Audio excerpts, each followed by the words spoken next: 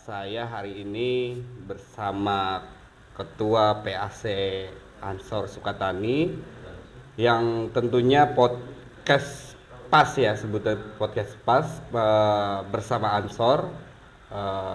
Kita ulas tentang apa sih kepemudaan, apa sih peran-peran pemuda dalam berpolitik gitu kan. Melihat juga menjelang pemilu nanti di 2004, juga kita harus tanyakan nih selaku OKP kepemudaan di PAC Sukatani gitu kan. Langsung aja kita kenalin bersama Bang Herwin Gutawan lah ya. Ya, betul. Gimana, apa kabar Bang? Alhamdulillah. Sehat gitu Bang. Boleh izin nanya Bang, gini, apa sih sebenarnya kegiatan-kegiatan Ansor itu gitu Bang? Bisa dijelasin gitu kan? Ya.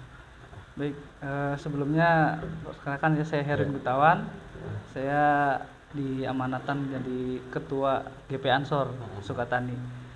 Yang pertama saya ingin menjelaskan tentang apa sih pemuda ya. Gitu. Pemuda. Definisi dari pemuda itu sendiri ya, betul ya Bang ya? Ya, pemuda itu kan generasi penerus bangsa ya. Jadi tidak ada pemimpin-pemimpin yang langsung jadi pemimpin. Pasti dari pemuda dulu. Betul. Nah, makanya organisasi kepemudaan itu sangat penting. Gunanya untuk apa? Untuk mengisi kapabilitas, mengisi kemampuan-kemampuan, mengisi diri, kesiapan untuk menjadi pemimpin. Jadi dari muda, bahkan dari sekolah juga udah mulai kan ada organisasi di sekolah juga udah ada. Nah, disitulah Ansor sebagai gerakan pemuda ingin bertujuan untuk menjadikan para pemuda ini siap untuk menjadi pemimpin. Betul. Nah, kemudian selain daripada ya tadi kepemudaannya gitu kan, marak juga nih Bang ya, di usia muda umur 15 tahun ke 20 di Kabupaten Bekasi sendiri ya khususnya. Nah, berimbas juga pasti ke kecamatan lah ya gitu Bang ya. Betul. Dampak dari tawuran, adanya begal gitu Geng motor, Bang. Iya, kayak gitu-gitu. Melihat dari apa organisasi kepemudaan Ansor ini seperti apa Bang? Ya, jadi kita juga sangat miris ya dengan adanya anak-anak remaja bahkan sudah masuk ke usia pemuda lah, itu menjalankan kegiatan-kegiatan yang bisa dianggap negatif ya. Nah, itu justru disitulah peran kita sebagai organisasi pemuda. Bagaimana kita bisa merangkul para pemuda, para remaja untuk bergabung dengan kita dan melakukan hal-hal yang positif. Karena tentu saja organisasi pemuda di bawah naungan Nahdlatul Ulama, jelas GP Ansor itu berperan di masyarakat dalam hal berbangsa dan bernegara dan juga tentu saja beragama. Jadi organisasi kepemudaan di bawah naungan Nahdlatul Ulama tentu saja ingin terus mengusahakan bagaimana para pemuda mempunyai akhlakul karimah seperti itu.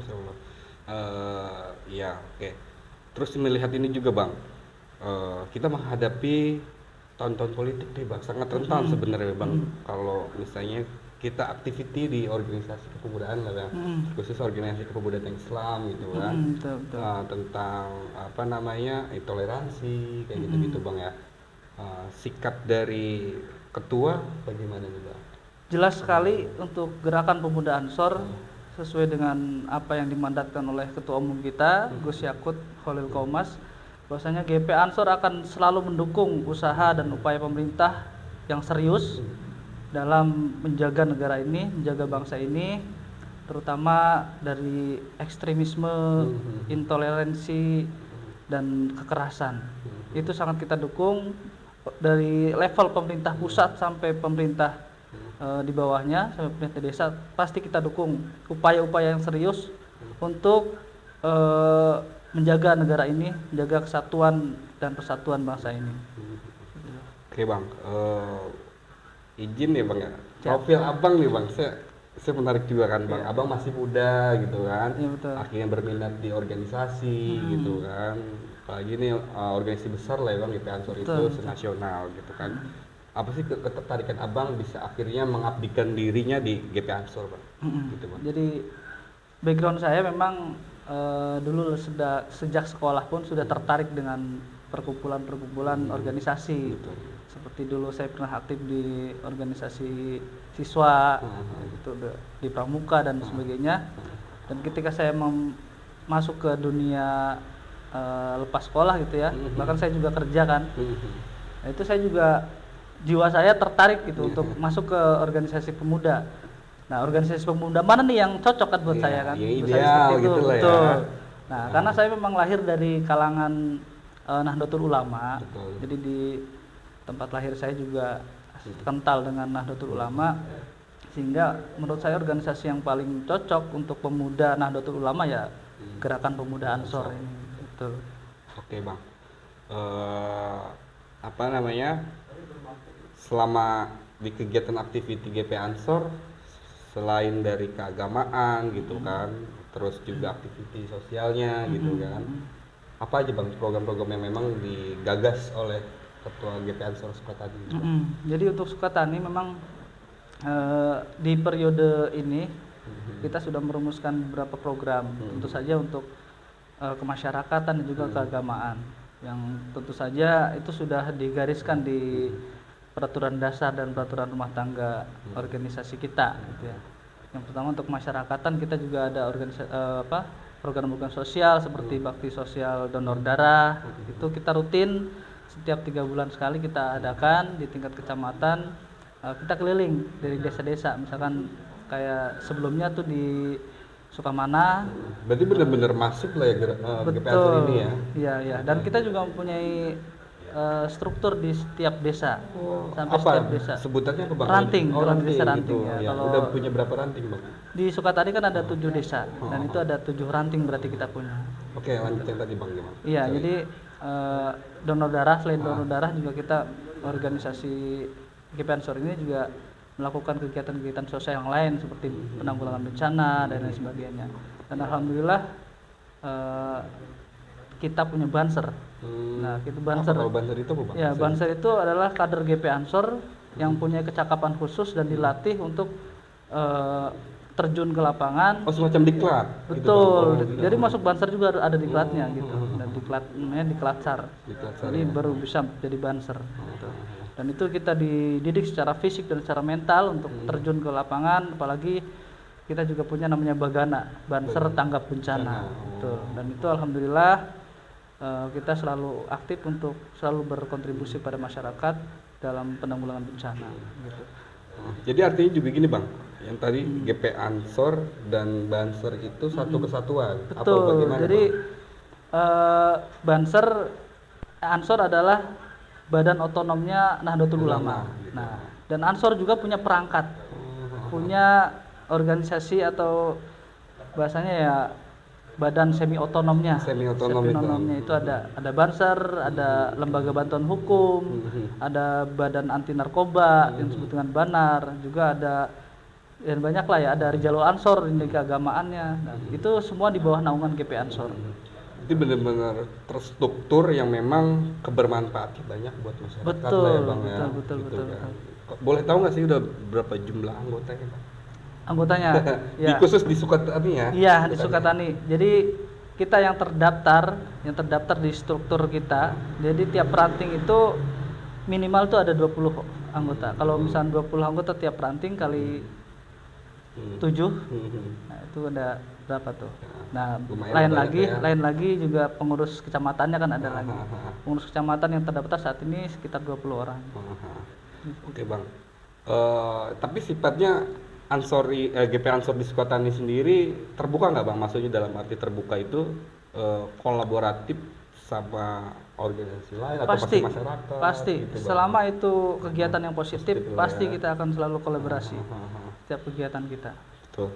Oke bang, baik lagi ke pembahasan kita tadi ya, menghadapi pemilu lagi. Oke. Ini sebenarnya kita minum dulu bang. Oke, baik. Kita minum dulu. Santai kita tegang banget ya. Bismillahirrahmanirrahim. Tadi baru tawarin bang. Iya, memang ini sudah masuk tahun-tahun politik juga agak sensitif ya buat kita. Betul. Tapi memang harus kita bahas lah ya. Betul. Nah, posisi nih bang, posisi pemuda gitu lah. Terkhusus yang kita lagi bahas kan GP Ansor ya lah, betul, betul. apalagi juga di daerah Sukatani gitu kan mungkin nggak mencakup PC ya pengurus cabang lah, tapi juga harus masuk ke bawah gitu kan. Nah, terkhusus di Sukatani sendiri bagaimana bang untuk pada kader-kadernya GP Ansor di Sukatani bang? Jadi gambaran secara umum acuannya itu kita karena organisasi kita ada organisasi instruktif. Jadi semuanya terinstruksi dari pimpinan pusat. Dan pimpinan pusat menggambarkan secara besar, secara umum, bahwasanya dengan tegas menyatakan GP Ansor akan mendukung upaya-upaya politik, upaya pemerintah dalam menjalankan roda pemerintahan.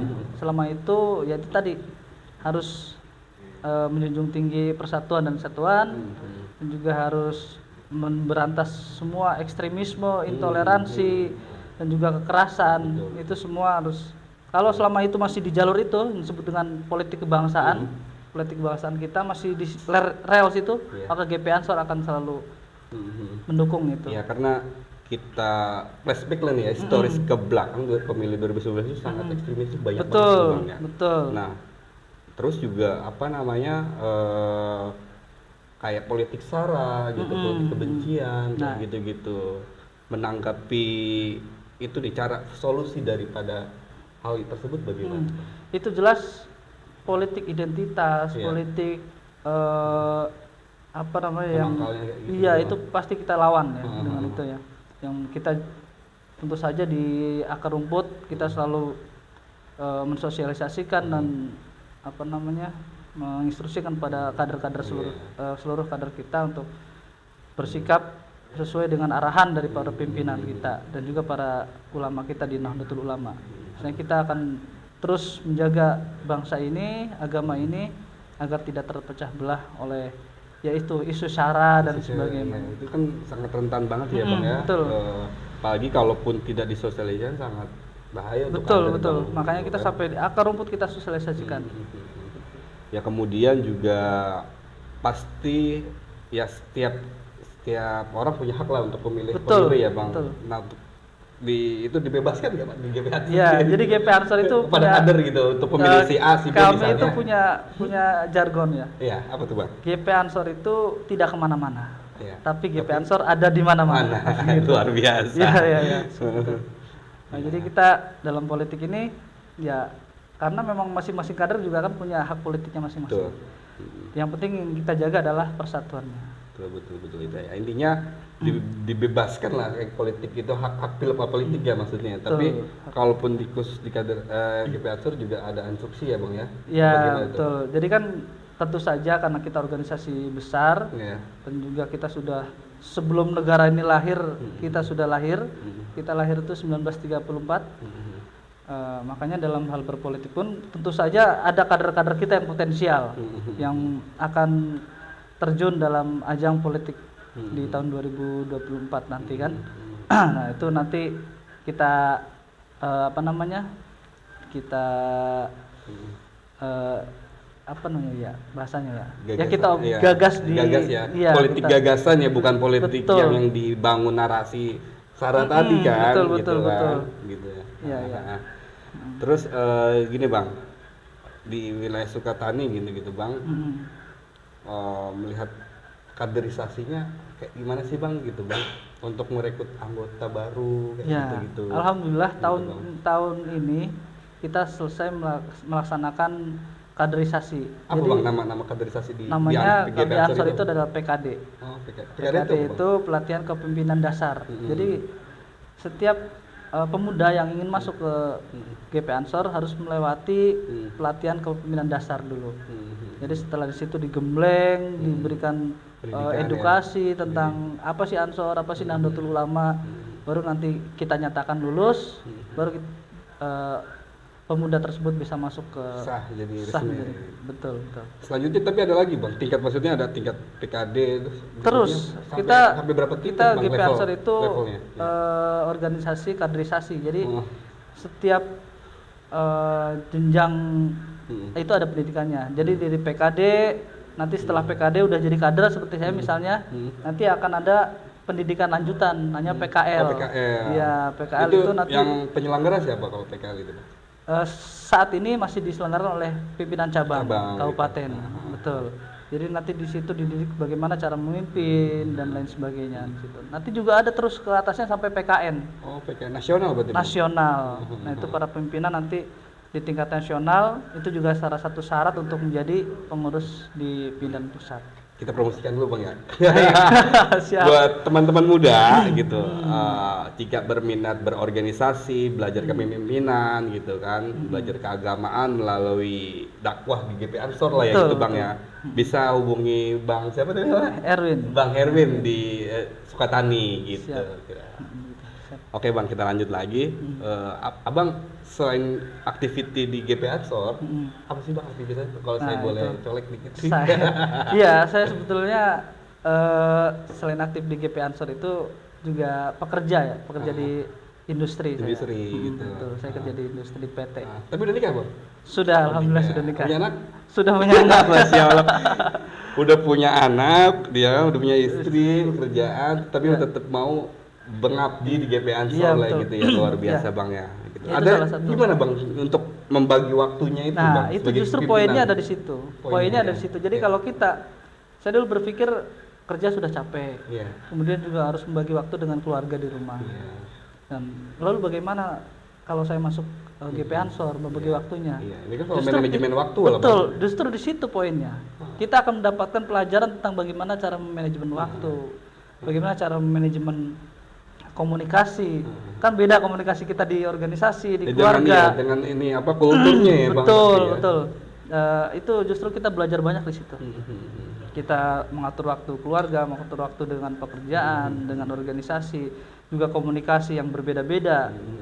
Dengan setiap kader juga beda-beda, di rumah juga kita komunikasi beda-beda, di PT juga beda-beda. Itu justru di situ kita belajar menggali potensi kita ada di situ.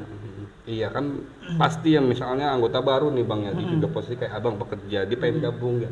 Bingung bagaimana membagi waktu antara organisasi, terus sama keluarga gitu kan. Coba sedikit kasih tips lagi Bang. Iya. Selain daripada yang tadi jelasin. Betul. Jadi ada skala prioritas. Kadang-kadang kita harus memprioritaskan pekerjaan. Ada nggak catatan-catatan untuk manajemen? Ada pasti ada. Jadi kan saya kerja 5 hari, 5 hari kerja Senin sampai Jumat, dan itu juga Sabtu Minggu biasanya saya optimalkan untuk di organisasi dan keluarga. Ya kalau keluarga kan tiap hari pulang, saya nggak kerja di juga. Jadi ya itu kita harus bagi-bagi. Ketika kita di keluarga ya harus benar-benar family time, dan ketika kita keluar ya all out untuk GP Ansor misalnya, dan kita di pekerjaan juga ya harus memikirkan pekerjaan.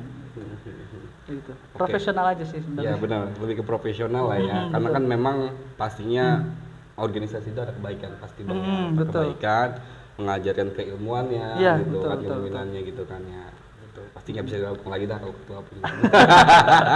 Masih belajar sama sekarang. Betul. Oke Bang, untuk di Sukatani sendiri Bang ya, selain dari sosial tadi kan, terus juga keagamaan gitu kan, sinergitas juga nggak sih sama pemerintah? Tentu saja. Sama kecamatan, sama kepolisian. Setiap kegiatan kita pasti berkomunikasi dengan aparat pemerintah setempat.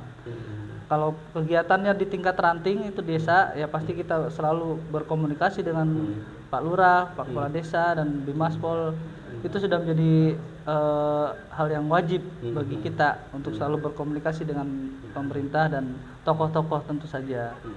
Itu kita kan punya kegiatan keagamaan rutin ya tiap bulan itu. Apa aja sih kegiatan keagamaan itu? Ya, kegiatan keagamaan itu rutin itu Rijalul Ansor disebut dengan majelis zikir. Majelis zikir gitu ya, majelis zikir dan sholawat Rijalul Ansor kita. Jadi tiap bulan kita mengadakan itu, biasanya di minggu terakhir akhir bulan. Jadi akhir bulan kita menjalankan pengajian. Pengajian itu ya isinya zikir, sholawat, kemudian ada Maido Hasanah oleh kiai setempat gitu. Jadi kita masih keliling juga nih tiap desa gitu. Jadi kegiatan Ansor bulan ini insya Allah di Sukatani. Iya, di Sukasih. Di Sukasih kita akan menggelar pengajian rutin juga. Insya Allah. Dan itu selalu berkomunikasi dengan pemerintah. ya selain kita bangga di GP Ansor gitu kan menjalani organisasi kepemudaan Bang ya, terus juga belajar kepemimpinan gitu kan, tapi juga ada keagamaannya. Ini kan sangat bagus banget buat pemuda-pemuda betul. di Sukatani lah ya Betul, gitu betul. ya.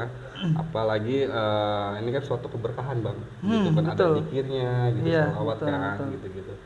Nah, ada nggak sih keluhan gitu, keluhan sebagai pimpinan gitu, ini ke anggota gitu Bang, gitu kan. Misalnya ada keluhan anggota tua pimpinan gitu gimana Iya. gitu, gitu ada nggak sih? Iya sebenarnya? itu pasti Teknis-teknisnya ada lah, ada itu ya? pasti ada lah. Jangankan di organisasi sebesar ini kan, Iya. di rumah tangga pun yang kita cuma berapa orang pasti ada Iya. keluh kesahnya pasti ada. Tapi ya kita bisa lewati lah itu. Itu kalau kita bilang hal teknis lah ya. Hal gitu ya. teknis lah Tapi ya. tentu saja itu juga pasti akan menjadi bahan evaluasi, bahan diskusi dan juga bahan pertimbangan untuk program ke depan. Bagaimana keluhan-keluhan itu bisa kita selesaikan dengan baik, dengan ya solutif lah ya di organisasi. Betul. Terus program terdekat dan jangka pendek jangka panjang juga digagas Bang. Betul, Biasanya. digagas semuanya. Jadi kita biasanya jangka pendek rutin ya, biasanya yang rutin, terus yang jangka menengah dan juga jangka panjang pasti kita adakan di program kita. Makanya setiap kepemimpinan baru, jadi kita 2 tahun itu pergantian kepemimpinan. Benar. Apa namanya musyawarah apa kalau Konferancap namanya. Konferensi anak cabang. anak cabang Nah, gitu, itu di situ kita ada 3 poin, paling tidak ada 3 poin yang harus kita jalankan dalam konferancap itu. Yang pertama adalah evaluasi kepengurusan yang sebelumnya. Yang kedua adalah program kerja untuk periode berikutnya. Nah, baru pemilihan ketua yang baru, kepengurusan yang baru.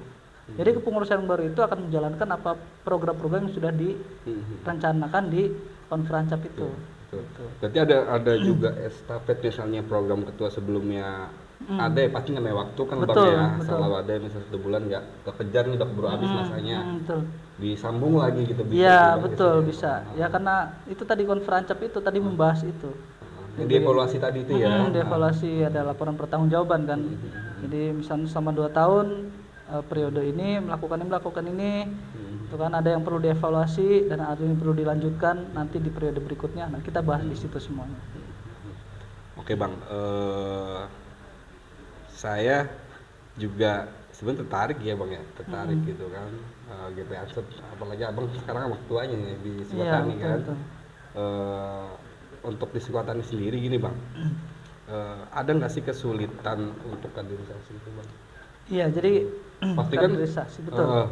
Dari OKP banyak ya Bang di Kabupaten Bekasi. Yang pertama memang kita sekuat tenaga untuk mengenalkan, memperkenalkan kepada para pemuda gitu ya. Betul, para pemuda apa sih GP Ansor gitu kan.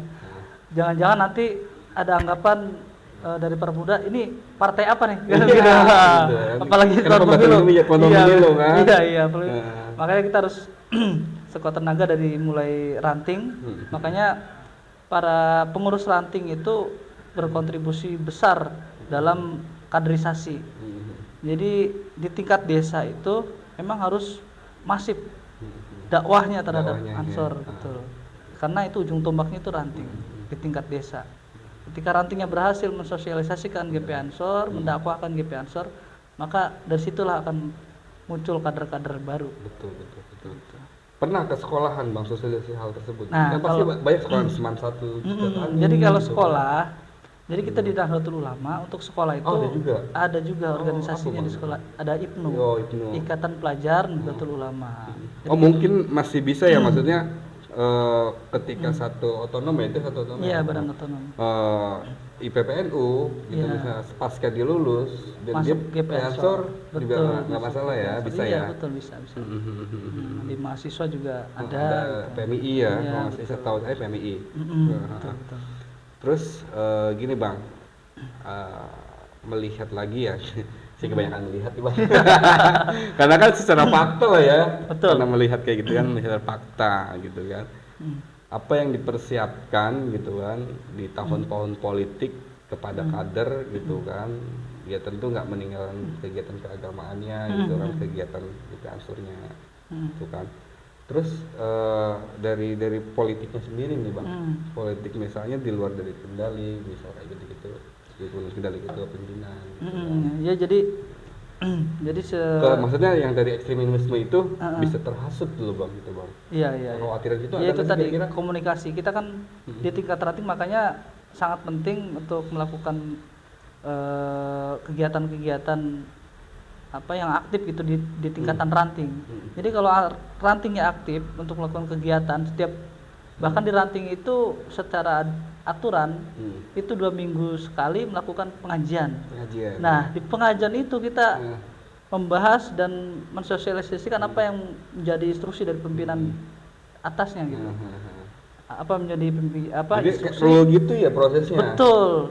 Pimpinan cabang, terus Ya, dari pimpinan pusat, pimpinan wilayah, pimpinan cabang, pimpinan anak cabang sampai ke ranting. Itu tadi. Nah, itu harus tersosialisasikan dan terkoordinasikan dengan baik sampai tingkat ranting sebenarnya. Kalau itu dijalankan dengan baik, insya Allah yang dari yang politik yang sara kayak gitu yang tidak akan terjadi. Yang terjadi ya, gitu lah.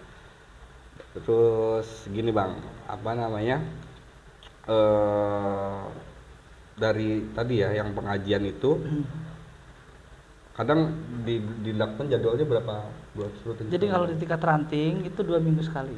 2 minggu sekali melakukan pengajian, yaitu tadi majelis zikir. Ya kalau di tingkat pimpinan anak cabang 1 bulan sekali, seperti itu.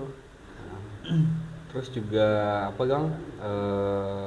Selama proses di GP Ansor nih, abang udah berapa tahun? Saya bergabung GP Ansor itu secara struktural itu tahun 2018. 2018. Itu baru masuk keanggotaan, Bang? Baru masuk keanggotaan, ya itu tadi ikut PKD tadi. Oh, PKD itu ya. Kebetulan saya ikut PKD di Cikarang Timur. Oke, mungkin kita lanjut nanti next lagi bang, karena Siap. malam ya. Iya. Gitu. Anak malam. Oke. Apa namanya? Saya closing dulu. Siap. Izin bang. Terima kasih. Hari ini kita sudah akhiri bincang dan bersama Bang Heri Gutawan, Ketua PAC GP Ansor Sukatani ya bang ya. Iya, Itu sangat menarik. Dari historisnya, terus juga pandangan politik dan kegiatan-kegiatan sosialnya yang diceritakan oleh beliau gitu kan. Bagi teman-teman ya memang ya ini kan organisasi kaderisasi ya bang ya. Iya betul. Kaderisasi bisa hubungi ketua PAC-nya jika memang ingin bergabung di GP Ansor di Sukatani gitu. Kita akhiri, terima kasih. Bila taufiq hidayah. Assalamualaikum warahmatullahi wabarakatuh.